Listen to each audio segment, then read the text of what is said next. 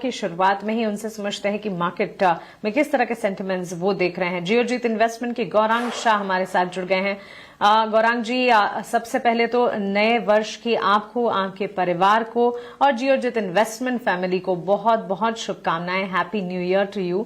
और हाँ, आज नए साल की शुरुआत में मार्केट पार्टिसिपेंट्स, व्यूअर्स आपकी एनालिसिस बिल्कुल सुनना चाहेंगे, क्योंकि इस शुरुआत के साथ ही कैसे देख रहे हैं 2026 ईयर, कहां पर मौके बन रहे हैं, मार्केट का रुझान कैसा है, सब कुछ बताएं। बहुत बहुत धन्यवाद मानसी जी, इस मंच पर आमंत्रित करने के लिए, आपके प्रश्नों का उत्तर देने के लिए थोड़ा समय देना हमें। तो सबसे पहले तो 18 स्वदेश के दर्शकों को, आपको और आपकी पूरी टीम को, आपके परिवार को नववर्ष की अनेक अनेक शुभकामनाएं और प्रभु परमात्मा से प्रार्थना है कि आप सभी का स्वास्थ्य अच्छा रहे और आपका आपके धन में वृद्धि हो। माँ लक्ष्मी का भी आशीर्वाद बना रहे आप सभी पर। एक छोटा डिस्क्लेमर भी दे देता हूं इसके साथ कि जो भी निवेश लायक रणनीति आज दोपहर इस कार्यक्रम में रखेंगे मानसी जी, ये हमारी रिसर्च टीम की तरफ से बुनियादी तर्क के आधार पर लंबी अवधि के लिए है। इसमें हमारी कंपनी अथवा मेरा कोई निजी, किसी भी प्रकार का निजी निवेश नहीं है, ना ही किसी प्रकार का वित्तीय लाभ मिलता है और ना ही किसी प्रकार का कॉन्फ्लिक्ट ऑफ इंटरेस्ट। लेकिन इसी स्तर पर आए हमारे क्लाइंट्स को देते हैं, संभवता पूर्वक उनका निवेश हो सकता है। तो देखिए, जो साल बीता 2025 मानसी, एक रूप में अगर मैं देखूं तो मुझे सकारात्मक लगा, क्योंकि हायर सिंगल डिजिट रिटर्न मिला। बहुत ही बुरी नकारात्मक लोअर सिंगल डिजिट या फिर नकारात्मक रिटर्न नहीं मिले। परिस्थितियां बहुत सारी थी 2025 में। टैरिफ से शुरू हुआ, पुलवामा हुआ, ऑपरेशन सिंदूर हुआ, अनिश्चितता का वातावरण जियोपॉलिटिकल सिचुएशन को लेकर के विश्व में हुआ। विदेशी संस्थागत निवेशकों ने 1,20,000 करोड़ के आसपास की बिकवाली की भारत में शेयर बाजार में। इस सब के बावजूद मानसी जी, हमारे शेयर बाजार ने एक नया शिखर बनाया। 86,000 के पार सेंसेक्स और 26,300 के पार निफ्टी। अनुमान यह है कि ये जो नया वर्ष है 2026 कैलेंडर वर्ष की मैं बात कर रहा हूं मानसी जी, सूचकांक में सेंसेक्स और निफ्टी में औसतन 12 से 15% का रिटर्न, मैं निचले तरफ की बात कर रहा हूं। अगर परिस्थितियां बहुत ही तीव्र गति से और सकारात्मक रूप से सुलझ गई, खास करके जो विवाद है भारत और अमेरिका के बीच में ट्रेड टैरिफ को लेकर के, तो शायद थोड़ा ऊपरी स्तर हो सकता है। आप अगर समझदारी से थोड़ा बहुत अभ्यास करके कुछ चुनिंदा क्षेत्र में और उन क्षेत्रों में कुछ चुनिंदा कंपनियों को चुन करके निवेश करते हैं, तो संभवतः पूर्वक सूचकांक से आपको थोड़ा बहुत ज्यादा बेहतर रिटर्न मिल सकता है। बहुत जल्द 10 जनवरी से मानसी जी तीसरी तिमाही के नतीजे आना शुरू हो जाएंगे। उम्मीद है कि वो आंकड़े दूसरी तिमाही से बेहतर होंगे और अगले महीने फरवरी में हम बजट की भी बात करेंगे। माननीय वित्त मंत्री जी बजट भी पेश करेंगे। ये पूरा समीकरण अगर मैं सामने रखता हूं तो लगता है कि इस साल, पिछले साल से, क्षमा चाहता हूं, पिछले साल से बेहतरीन रिटर्न आपको सूचकांक में शेयर बाजार इस साल में दे सकता है।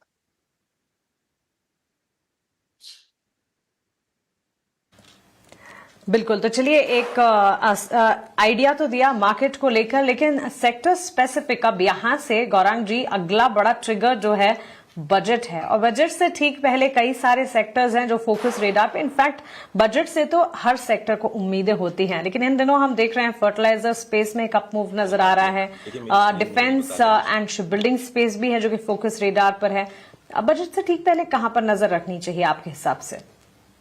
मानसी जी देखिए, मैंने कई साल पहले शेयर बाजार और बजट को जोड़ना छोड़ दिया है, और वो इसलिए क्योंकि उम्मीदें, आकांक्षाएं बहुत जगती है, लेकिन जब बजट पेश होता है तो कुछ हद तक कुछ खरे उतरते और कुछ में हमें निराशा मिलती है। और मैं ये समझता हूं मानसी जी, कितना सही गलत मुझे नहीं पता, कि बजट एकमात्र प्लेटफॉर्म नहीं है जहां पर से वित्त मंत्री जी या फिर सरकार नई नीतियां लेके आए या फिर पुरानी नीतियों में बदलाव करें।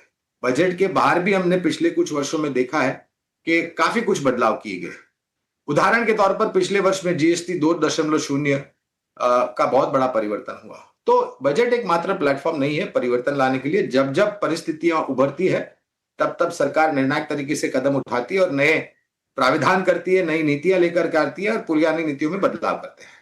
और यहां से लेकर के बजट, मैं सक्षम तो हूं नहीं मानसी जी के छोटी अवधि में इस किसी भी प्रकार की टिप्पणी करूं, लेकिन अगर आपका नजरिया लंबी अवधि का है तो जैसे आपने प्रश्न पूछा है, क्षेत्र के आधार पर हमें लग रहा है पहले तो वित्तीय क्षेत्र पूरा ब्रह्मांड है, सरकारी बैंक, निजी क्षेत्र का बैंक, निजी क्षेत्र की बैंक्स और मजबूत एनबीएफसी, रक्षा क्षेत्र है, कैपिटल गुड्स इंजीनियरिंग है, ऑटोज है, सीमेंट है, पावर क्षेत्र है और खपत से जुड़ी हुई कंपनियां, यानी कि डिस्क्रिशनरी और नॉन डिस्क्रिशनरी दोनों ही तरफ।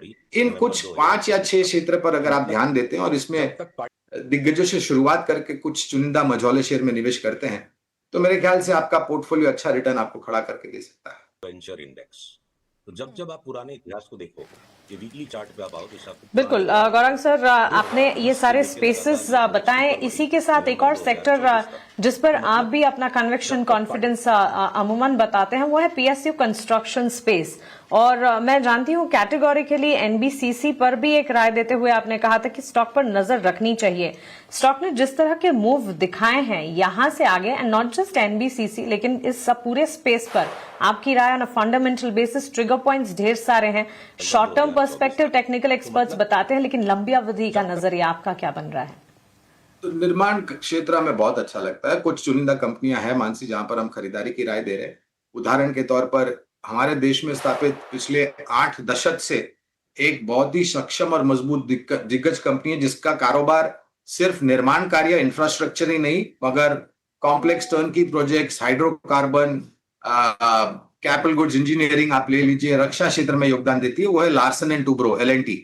काफी लंबे समय से यहाँ पर खरीदारी की राय हमारी रही है। इसके अलावा एनसीसी लिमिटेड नामक एक कंपनी है, HG इंफ्रा एंड इंजीनियरिंग जैसी कंपनियां जहां पर हम खरीदारी की राय दे रहे हैं। और ये क्षेत्र के लिए मुझे लग रहा है कि देखिए मानसी, हमारे सभी भारतवासियों की एक आकांक्षा है कि हमारा देश विकास दर में तीव्र गति से आगे बढ़े। हमारा देश, हालांकि हम चौथे स्तर पर आ गए हैं, जापान को हमने पीछे छोड़ दिया है लार्जेस्ट ग्रोइंग इकोनॉमी में। हमारी आकांक्षा है कि भारत एक नया सर्वोच्च उत्पादन करने वाला देश बने और नेक्स्ट $1 ट्रिलियन इकोनॉमी बने। तो ये सबके लिए सरकार की तरफ से एक बहुत महत्वपूर्ण प्रयास है कि जो हमारे देश में ढांचे हैं निर्माण कार्यों को तीव्र गति से, और सरकार केंद्र में हो राज्य स्तर पे हो, मेरे ख्याल से पुराने जो ढांचे हैं उनको दुरुस्त करके आधुनिक बनाया जा रहा है, नए आधुनिक ढांचे खड़े हो रहे हैं। और उसके साथ साथ हमें लग रहा है कि ये पूरा ब्रह्मांड इंफ्रास्ट्रक्चर का जो है वहां पर आपका जो निवेश करने की अगर आप आखिरकार निर्णय लेते हैं मानसी जी, तो आपका नजरिया कम से कम मेरे ख्याल से 2-2.5 साल का रखे। क्योंकि ऐसा नहीं है कि किसी कंपनी को आज एक ऑर्डर मिला है और वो कल एग्जीक्यूट कर देगी, उस ऑर्डर को एग्जीक्यूट करने में भी समय लगता है।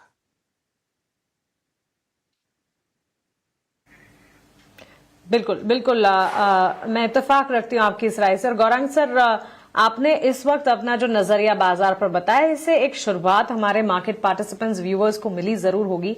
नॉट दैट उन्हें नहीं पता उन्हें क्या करना है, लेकिन जब साल की शुरुआत है, एक नई शुरुआत के हिसाब से अपने पोर्टफोलियो का गठन करने की जब कोशिश होती है, ऐसे में इस तरह का मार्गदर्शन जो है वो काफी मदद दे जाता है। आपसे अनुरोध है आप हमारे साथ बने रहें, हम एक मैनेजमेंट से भी बात करें, उसके बाद उस पर भी आपसे राय लेंगे। कॉर्पोरेट कनेक्शन में आज बात करेंगे ऑटो